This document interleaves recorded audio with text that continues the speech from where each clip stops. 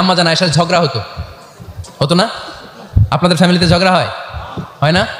হয় না? কার কার দেখি? ওরে আল্লাহ, অনেক আল্লাহর ওলি আছে তো জায়গায়।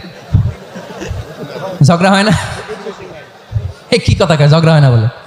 বিশ্বনবীর ফ্যামিলিতে ঝগড়া হয়, আপনার ফ্যামিলিতে হয় না? মিষ্টি ঝগড়া। আর ও বিয়াই করে নাই।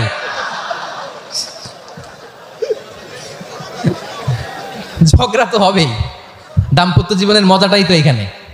কখনো ঝগড়া, কখনো আনন্দ, একটু বৃষ্টি, একটু রোদ, একটু হাসি, একটু কান্না, ভালো লাগা ভালোবাসা শেয়ার করে নেয়া, মিলেমিশে একাকার হয়ে যাওয়া, ঠিক কি না?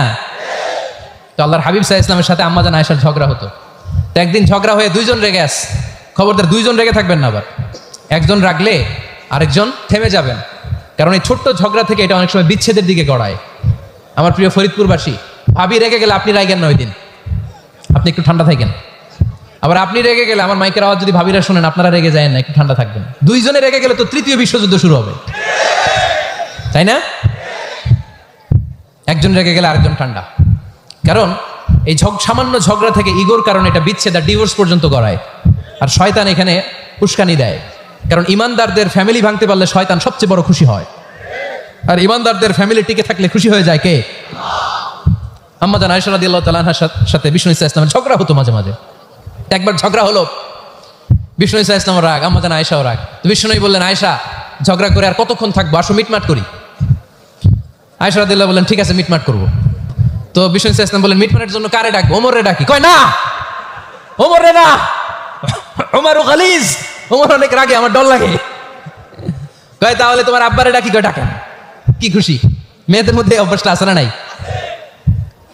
তাহলে তোমার আব্বারে ডাকেন। ডেকে নিয়ে আসা হলো। আবু বকর রাদিয়াল্লাহু তাআলা আনহু দাঁড়ালেন, আম্মা জান আয়েশা দাঁড়ালেন, বিশ্বনবীও দাঁড়ালেন। বিশ্বনবী বললেন, আয়েশা তোমার আব্বা আসছে, এবার ঘটনা খুলে বলার পালা, তুমি বলবা নাকি আমি বলবো? আম্মা জান আয়েশা বললেন, আপনি বলেন, তবে ওয়ালা তাকুল ইল্লা হাক্কান, যেটা ঘটছে ওইটাই বললেন, মিথ্যা কথা কইেন না। আবু বকর রাদিয়াল্লাহু তাআলা রেগে মেগে আগুন। কি এই কথা তুমি কেমন করে বলো? বিশ্বনবীকে মিথ্যা কথা কখনো বলবে? রেগে মেগে দিলেন মেয়ের গালে এক চড়। বানিয়ে বলতেছি না, মুসনাদ আহমদ ইবনে হাম্বলের হাদিস। বাবার হাতের থাপ্পড়কে আম্মা জান আয়েশা উল্টে বললেন। সাইয়েদনা আবু বকর রাগে গড়গড় করছেন, আবার মারার জন্য তেড়ে গেলেন। এবার বাঁচার জন্য আম্মা জান আয়েশা বিশ্বনবীর পিছনে যে আশ্রয় নিলেন, বিশ্বনবী বাঁচানোর জন্য দুই হাত মেলে দাঁড়িয়ে গেলেন। পড়েন সুবহানাল্লাহ। বিশ্বনবী যখন দুই হাত মেলে দাঁড়িয়ে গেলেন, সাইয়েদনা আবু বকর রাদিয়াল্লাহু আনহু থেমে গেলেন।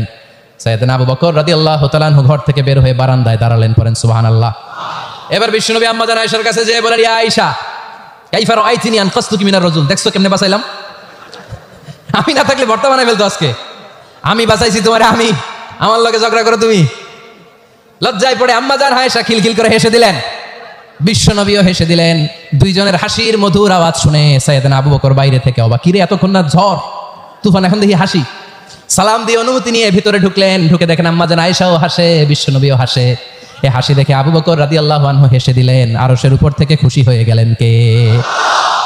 এবার সাইয়েদনা আবু বকর রাদিয়াল্লাহু তাআলা আনহু বললেন, ইয়া রাসূলুল্লাহ আশিকানি ফি সিলমিকুমা কামা আশরাকতুমানি ফি হারবিকুমা। ও নবী, যুদ্ধ লাগলে, দুইজন যুদ্ধ লাগলে মীমাংসার জন্য যেমনি আমারে ডাকেন, এরকম হাসি আর আনন্দের মুহূর্তেও আমারে একটু ডাকেন। আশিকানি ফি সিলমিকুমা কামা আশরাকতুমানি ফি হারবিকুমা। নবী, আপনাদের মধ্যে ঝগড়া লাগলে সন্ধি করার জন্য আমারে যেমনি ডাকেন, আপনাদের হাসি খুশি আনন্দ খুনসুটি এই মজাদার মুহূর্তগুলোতে আমারে বঞ্চিত রাখেন না, আমার একটু ডাকেন। সুবহানাল্লাহ পড়েন। এই মুসনাদ আহমদ ইবনে হাম্বলের হাদিস শোনার উদ্দেশ্য হচ্ছে, বিশ্বনবী প্রথমে ওমর ফারুকের নাম বলেছিলেন। সাইয়েদনা আয়েশা বলে, না আমি ডরাই। হাইবাত, দিস ইজ কল্ড হাইবাত ওমর। একবার বিশ্বনবীর সব বিবিরা ধরলেন, ও নবী আমাদেরকে এটা দেন, ওইটা দেন, ঘরে এটা নাই, ওইটা নাই, ওইটা নাই। বিশ্বনবীকে, আমার কাছে কিচ্ছু নাই। যদি এমনি আমার বউ হয়ে থাকতে চাও থাকো, তাহলে তা না হলে যা লাগবে কিনে দেবো, সাথে সাথে তালাকও দিয়ে দিব। কিছু দিতে পারবো না, আমার নাই তো, সামর্থ্য নাই। কিন্তু বিবিরাও ছাড়ে না, এটা দেন ওইটা দেন। বিশ্বনবী রহমতের নবী, বিবিদেরকে বুঝাতেও পারেন না। বিবিরা আবদার করতেছে, নবী এটা লাগবে ওইটা লাগবে। ইন দ্য মিন টাইম বিশ্বনবী একজনের সালাম শুনতে পেলেন। কে যেন দরজায় দাঁড়িয়ে বলতেছে, আসসালামু আলাইকুম। বিশ্বনবী দরজার দিকে তাকালেন, তাকিয়ে বললেন, ওয়ালাইকুম আসসালাম। আর বুঝতে পারলেন এটা আমার ওমরের সালাম। সালাম দেওয়ার পরে বিবিদের দিকে তাকায় দেখে একজন বিবিও নাই, সব অন্দরমহলের ভিতরে দৌড়। সুবহানাল্লাহ পড়তে পারলেন না? This is our super hero Omar. এরকম ওমর একটা লাগবে। চিল্লায় বলেন, কয়টা? একটা ওমর গোটা বিশ্বকে সোজা করে দিবে। একটা ওমর সবল আর দুর্বলের সব পার্থক্য দূর করে দিবে। মাজলুমের উপর জালিমের অত্যাচারের অবসান ঘটায় দিবে। গোটা বিশ্বটাকে সাম্য, মৈত্রী, ভালোবাসার ইনসাফ দিয়ে পরিপূর্ণ করে দিবে। সেই উমরের অপেক্ষায় আমরা। নিজের ছেলেকে 80টা বেত মেরেছেন। কয়টা? 80টা বেত মেরেছে। এই ব্যাপারে অনেকগুলো বর্ণনা পাওয়া যায়। সবচেয়ে সহিহ বর্ণনা হচ্ছে মুয়াত্তা ইমাম মালিকের বর্ণনা। ওমর ফারুক রাদিয়াল্লাহু তাআলা আনহুর ছেলে আব্দুর রহমান মারুফুন বিআবি শাহমা ছিলেন মিশরে। ওখানে নাবিজ খেয়েছিলেন। নাবিজ হচ্ছে আরব দেশের লোকেরা দুধের মধ্যে শক্ত খুরমা রাত্রেবেলা ঢেলে দিত। ঢেলে দিলে সারা রাত ওই খুরমার রসটা দুধের সাথে মিশে দুধটা লাল হয়ে যেত। এটারে সকালবেলা খেত, খুব সুস্বাদু। এটাকে বলে নাবিজ। কিন্তু এটা রাতে ভিজাইলে সকালেই খাইতে হয়, রেখে দিলে আবার একটু সমস্যা হয়। এটা অনেকটা তারির মতো হয়ে যায়, মাতলামি চলে আসে। তো ওমর ফারুকের ছেলে নাবিজ খেয়েছেন, মদ খাননি, নাবিজ। কিন্তু নাবিজ খাওয়াতে সাকরান চলে এসেছে। সাকরান চলে আসাতে এটা যখন প্রমাণিত হয়েছে, আমর ইবনুল আস রাদিয়াল্লাহু তাআলা আনহু নাকি 80 বেত মেরেছেন মিশরে। কয় বেত? নিয়ম হচ্ছে সবার সামনে, কিন্তু সবার সামনে না মেরে একটু গোপনে মেরেছে।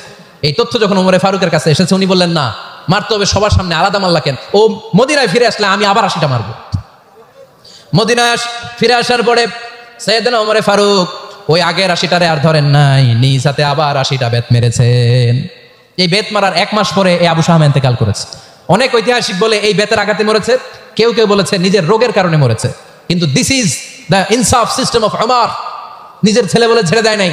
এখন নিজের ছেলে হইলে 7 খুন মাফ, নেতার ছেলে হইলে 10 খুন মাফ, এলাকার মোড়লের ছেলে হইলে 10 খুন মাফ। নো পার্সিয়ালিটি ইন ইসলাম।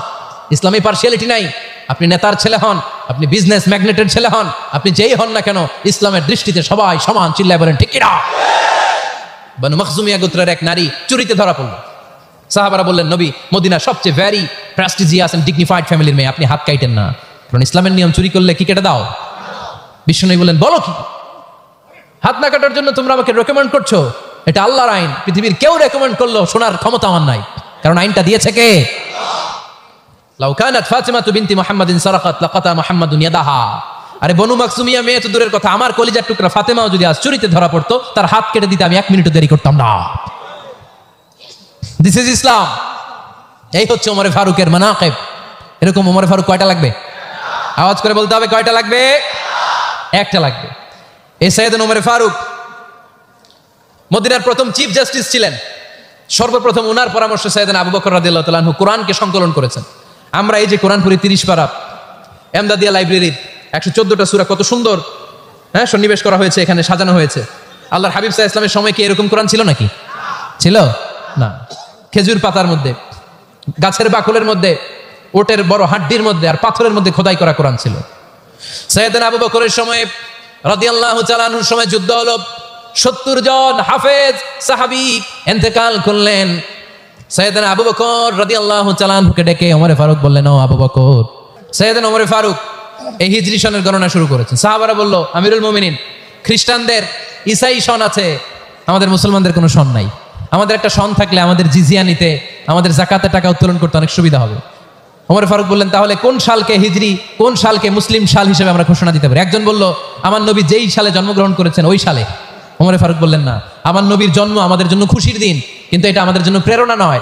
প্রেরণা নবীর কাজে, ঠিক কিনা? আরো কিছু সাহাবারা বলল, তাহলে যেই সালে আমার নবী ইন্তেকাল করেছে ওইটারে প্রথম সাল ধরেন।